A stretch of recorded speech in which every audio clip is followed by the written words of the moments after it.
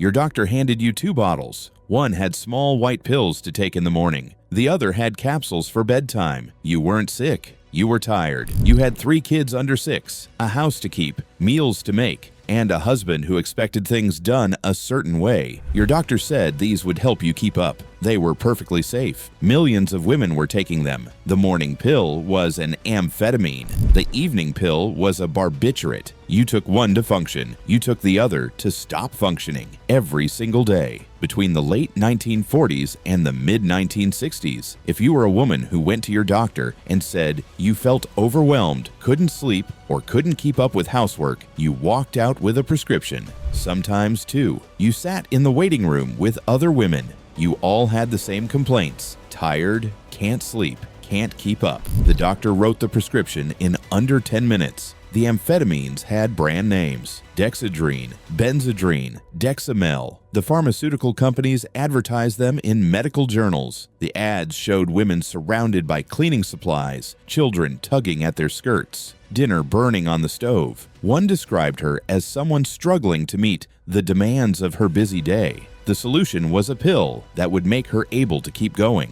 And it worked. You took the pill in the morning with your coffee, and suddenly you had energy. Real energy. You could get the kids dressed, make breakfast, clean the kitchen, do the laundry, vacuum, make lunch, keep the children entertained, go to the grocery store, put the groceries away, start dinner, set the table, and still have enough left to smile when your husband came home. The drug didn't make you feel high. It made you feel capable, normal, like you were finally able to do what everyone else seemed to do without effort. You weren't taking it to escape.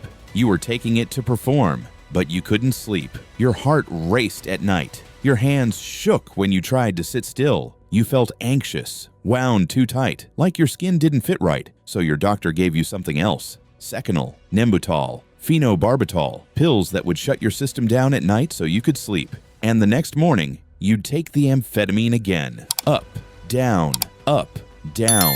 The rhythm became automatic. You didn't think about it anymore. You were following medical advice. Your doctor had a degree from a good school. He had a practice, a nurse, a waiting room full of other women just like you. He wasn't some back alley pill pusher. He was a professional. And you trusted him. You were getting through the day. You were keeping the house running. Your husband wasn't coming home to chaos. Your children were fed and clean and doing fine in school. Everything looked fine from the outside. No one called it addiction. Addiction was something that happened to people who took drugs recreationally, people with problems, people who made bad choices. You had a prescription. You were being responsible. You were taking care of your family. And if you tried to stop and found that you couldn't function without the morning pill or couldn't sleep without the evening one, that just meant you still needed them. Your body still needed help.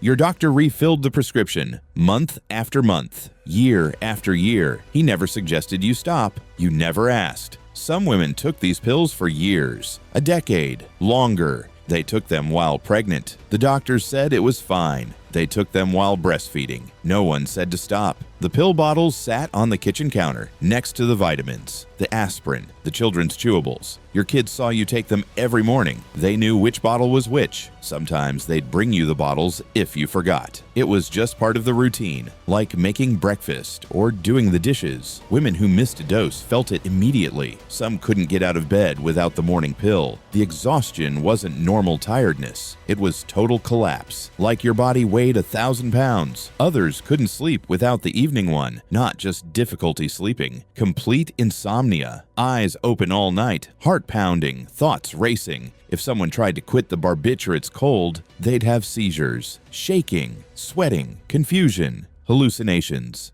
Sometimes they'd end up in the hospital. Sometimes they wouldn't make it that far. But when women went to their doctors and said the pills weren't working anymore, or that they felt trapped, the response was often to adjust the dose or switch brands. Try this one instead. Take 2 in the morning instead of 1. Maybe add something else to help with the anxiety. The idea that the solution might be to stop taking pills didn't come up. The pills were helping.